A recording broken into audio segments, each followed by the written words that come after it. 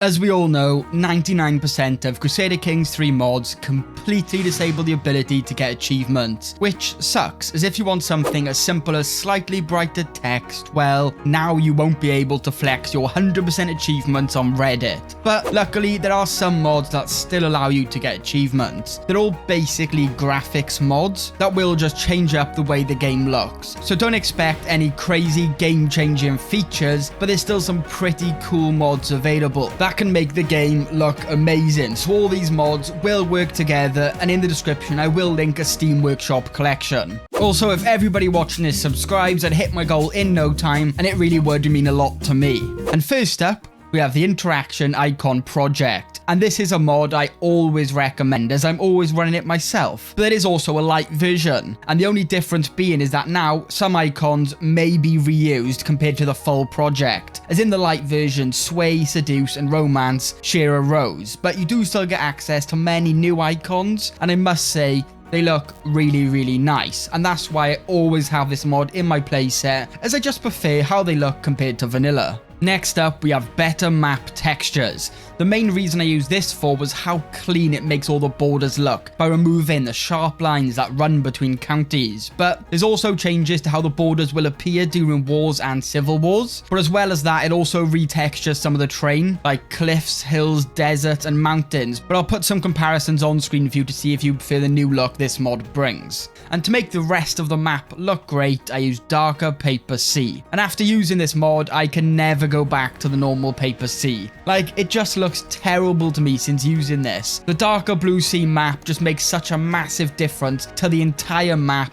by making it actually look like water. The Royal Court update added so many amazing things to the game. Wait, no, definitely not you. For whatever reason, Paradox decided that the map had to be blindingly bright, and it seems to have been done by choice as it still hasn't been reverted. So if you want to get out of Eye Strain Simulator, Paper Map Brightness Fix reverts the brightness to how it was previously, and it's just way nicer to look at in every possible way. Staying on the topic of the map, we have snow with some patches. There are a few different versions of this mod depending on how much snow you want, but I find this version to be a good middle ground, and it makes winter way more noticeable, and it's actually just really nice to better see the seasons as they pass. And finally, for the map, we have Strategic Arrow, which, as well as looking great with the new arrows, is actually pretty useful for looking at the map and quickly getting a better picture of what's happening, as now it's much easier to see if an army is locked into moving to the next county, as the bar will progress in the middle, or go red if heading towards a fight, and highlighted in blue if that army is retreating. And it's also now very easy to see from the paper map. CK3 Enhanced Icons is perfect for those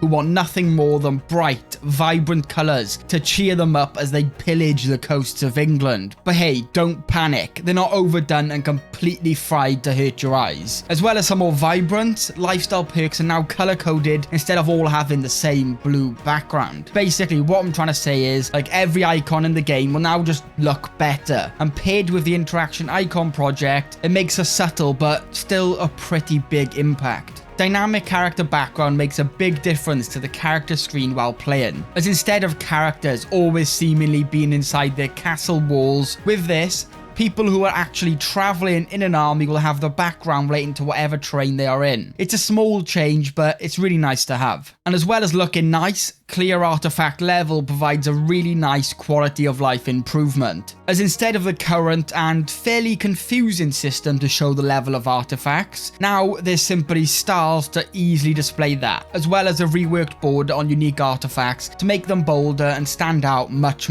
more. And a similar feature to that is title ranked portrait borders, specifically the Ironman version. And I'm pretty sure that the only feature you missed from the full version is that taller hats will no longer overlap the border, but you still get the nice color coded border tiers on all of the portraits, easily showing you the rank of each ruler without having to hover over and check every time you want to know. I've never fully gotten into EU4, but EU4 Style Alerts changes the default alert icons to how they do look in that game, but keeping the normal CK3 icons on top of them. So it's still very easy to know what each notification is, and I must say I do really like this new style.